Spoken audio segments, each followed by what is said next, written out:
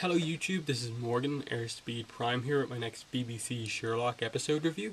This is going to be my review for the mini episode, Many Happy Returns, which is, yes, it is a 7-minute episode of Sherlock. It's the kind of lead-in to Season 3 of Sherlock, because it is the season that needs a little bit of setup because of the break in airing, as well as the time skip that's going to happen in the show, obviously. So, yep, many happy returns. And in addition to that, there is also a blog post that went up on the official John Watson blog about this. That is John's response to having watched the DVD in this episode. So I'll link both in the description below, the YouTube video where you can actually watch this mini episode, as well as the blog post as well. So they're both down in the description. But yeah, let me get into the episode. I really, first of all, love the idea that they did this, because I felt that this was the season that didn't need a bit of setup. Obviously season 1 is season 1 and doesn't need anything. Season 2, given how season 1 ended, didn't need any sort of kind of a web episode to actually do anything. But this time around you actually did, I think, because you were going to have a lot of characters reacting to the death of Sherlock and how it's changed them.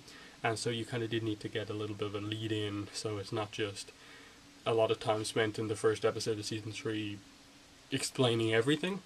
And so that's what this episode did really well, just presenting how a few of the characters have changed, so on, and how they react, and also setting up a lot of what's going to happen in season 3, mainly Sherlock returning.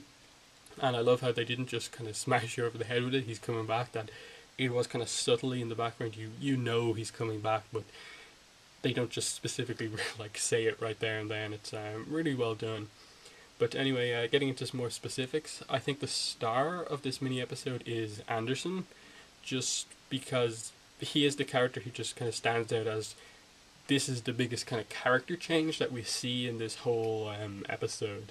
And I think it just does a really good job for his character, because really he's one of those characters who's like, okay, he's kind of part of the kind of main cast because he's in multiple episodes, but you struggle to really, I suppose, like him, because he actually shows active like dislike for Sherlock over the course of the first 6 episodes, and is kind of responsible for the kind of fall of Sherlock in the final episode, because he and Sally are kind of some of the first people to start doubting his abilities and like questioning if like he could be behind all of this and stuff like that.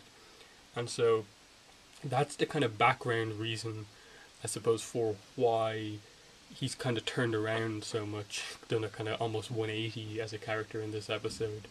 And that's interesting that it's only referenced by Lestrade, kind of, when he says like, I know why you're doing this, I think is the line. They don't specifically say like, are you doing this because like you feel guilty somewhat.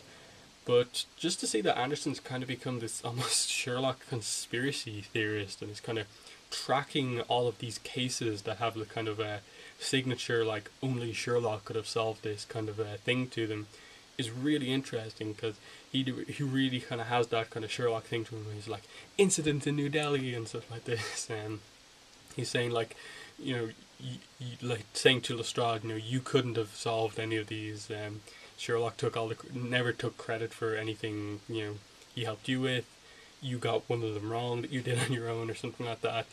It's pretty interesting. And then even just the interactions between Anderson and Lestrade are interesting, because he's lost his job over kind of how insane he's got over the kind of conspiracy theories about Sherlock, thinking he's going to come back. And Lestrade's kind of looking out for him, you know, I'll put in a word to try and get your job back, and stuff like that. He goes to meet with him and listens, but Lestrade has gotten over the death of Sherlock, and he thinks, you know, Anderson needs to too. And it's just really, really interesting what they did with the characters here, in that you have kind of just complete counterpoints here. Lestrade, who's over it, and Anderson, who's just done a kind of complete 180 over it, and feels some level of guilt, thinks that Sherlock's coming back and is trying to convince other people about that.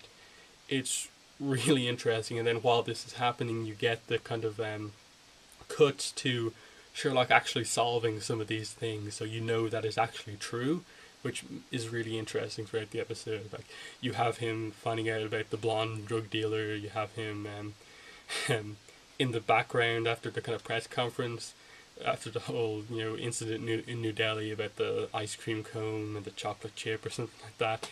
It was just really interesting. And he's like, "Why didn't you take? Are you not going to take any of the credit?" And you just kind of see him, but the lighting is done in such a way where you don't fully see him, but you know it's him.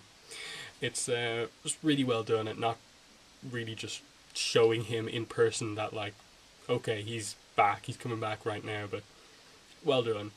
And then we really get to the point of the episode where Lestrade gives John the box of, Sherlock stuff, including the DVD, and this is where we really see that John is still very affected by the death of Sherlock. He definitely hasn't got over it. As much as he says when he comes in, I'm fine, he's clearly not fine. And this is even more shown on the blog post that's obviously linked in the description below. When he kind of constantly refers to talks about this, and he's pretty emotional about it. Still, and even in the episode, one of the only comments he makes while watching the episode is that, like, I wish you weren't dead. I wish you would come back. And he even says the same thing in the blog post. And the blog post is really good for John's character in this episode as a nice kind of further explanation piece, in that he talks in the blog about how human Sherlock seems in this episode compared to many other times, like when you would see him, and really gets into depth about how to other people they kind of just see him as like one of the most inhuman people they've ever seen, just because of the way he acts. But John understands that that's just the way he is. He's doesn't really like being around too many people, and doesn't attempt in any way to try and be the person that's kind of more open to other people. And John, that's one of the reasons that John kind of becomes Sherlock's friend, and that he appreciates that he doesn't try to be someone different, that he knows who he is and he just sticks to it.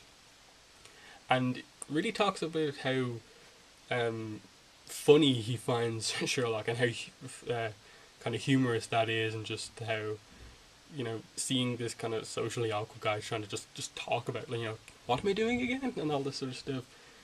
And it also shows that Lestrade is also Sherlock's friend as well, in that he also finds it funny when maybe some other people wouldn't, because he is, as stated in the blog, he does come across as arrogant, he is a little bit rude in the thing, but that's just who Sherlock is. And it does a really good job, and especially the way it's kind of edited, when the few words that John says while watching this, almost the questions are like answered by what's happening on the DVD. Like, he's like, I wish you could come back, and then the thing kind of kicks in again. Okay, and he's like, what?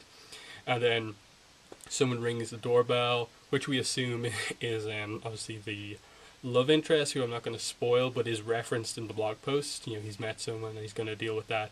He's going to try even more to get over Sherlock. That's what he says in the blog post. And that's further set up that we assume a little bit more time passes between the end of this episode and the start of season 3, and maybe he will have got over Sherlock, and that's when he comes back into his life and John has to readjust all over again. It's really good setup, nice character moments throughout, and especially the whole wink thing at the end is just, it's kind of brilliant, because that, like, they're just playing the whole thing about the whole thing. I'll see you again, wink, literally, like, I'm coming back in a few days, New Year's Day, I'm coming back.